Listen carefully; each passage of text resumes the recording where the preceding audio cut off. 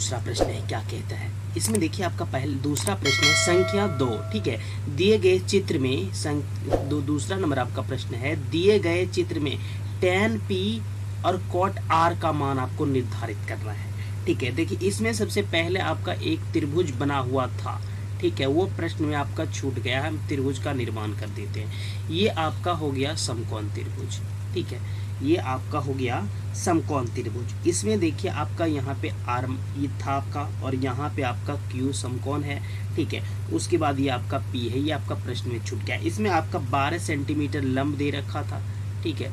उसके बाद आपका कर्ण 13 सेंटीमीटर का दे रखा था। कितना का? 13 सेंटीमीटर का, ठीक है, 13 सेंटीमीटर का। चलिए, जब ये आपका दे रखा है तो फिर आपको आधार निकालना है ना।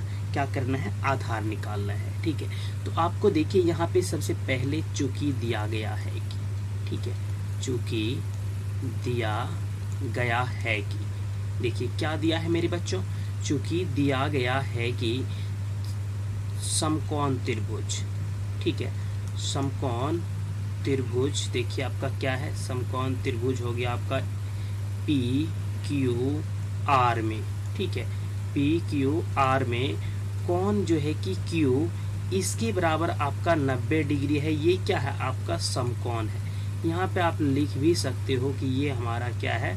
समकोण है, ठीक है, जिसमें कि आपको देखिए पी क्यू बराबर कितना दे रखा है? 12 सेंटीमीटर, ठीक है। उसके बाद पी और आर, ठीक है, पी और आर जो कि आपका कर्ण है, इसके बराबर आपका कितना दे रखा है? 13 सेंटीमीटर, ठीक है, ये आपका दे रखा है। चलिए, जब ये आपका दे रखा है तो सबसे पहले आपको निकालना है क्या? क्यू आर, मतलब हमें निकालना है आधार।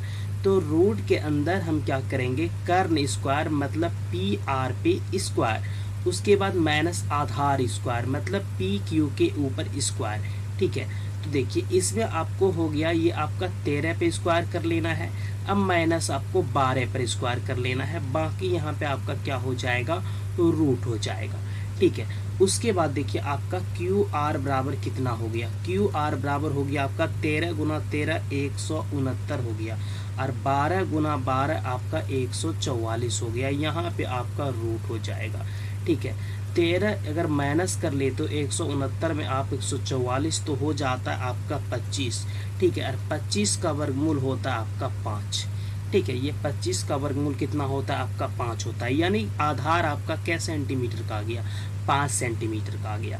चलिए, ये आपका तो न्यून कोण आर है ना, न्यून कोण आर है। एक हमें न्यून कोण पी भी चाहिए। क्या चाहिए हमें? एक न्यून कोण हमें पी भी चाहिए, ठीक है, न्यून कोण हमें क्या चाहिए? पी भी चाहिए।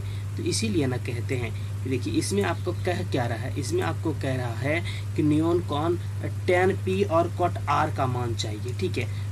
चलिए, तो एक त्रिभुज आपको बना लेना है। चलिए, ये आपका एक त्रिभुज हो गया, ठीक है। यहाँ पे आपका न्यून कोण पहले से r है, यहाँ आपको न्यून कोण p बना लेना है, और ये आपका तो q है, ये है, और यहाँ ये आपका r हो गया। पी क्यू बराबर आपका 12 सेंटीमीटर, तो ये हो गया 12 सेंटीमीटर का।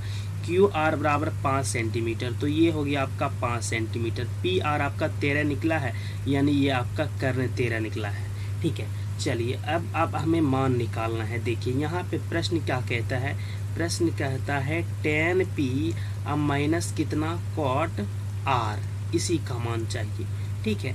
तो tan p में, जब tan p है तो tan p में देखेंगे, ठीक है। तो tan p कहाँ से आएगा? p न्यून कोण ये है, तो tan बराबर सूत्र क्या होता है? लंब बटा आधार, मतलब इसमें कितना हो गया आपका? 5/12। उसके बाद cot बराबर क्या होता है आपका? cot r में देखना है, तो cot बराबर होता है आपका आधार अब बटा लंब, यानी 5 अब बटा कितना? 12, ठीक है। इसका तो 12 करोगे, 5 में आप 5 करते हो तो ये आपका 0/12 आता है, कटाओगे तो ये आपका 0 आएगा, ठीक है। इसका करेक्ट आंसर आपका 0 आ जाएगा। चलिए,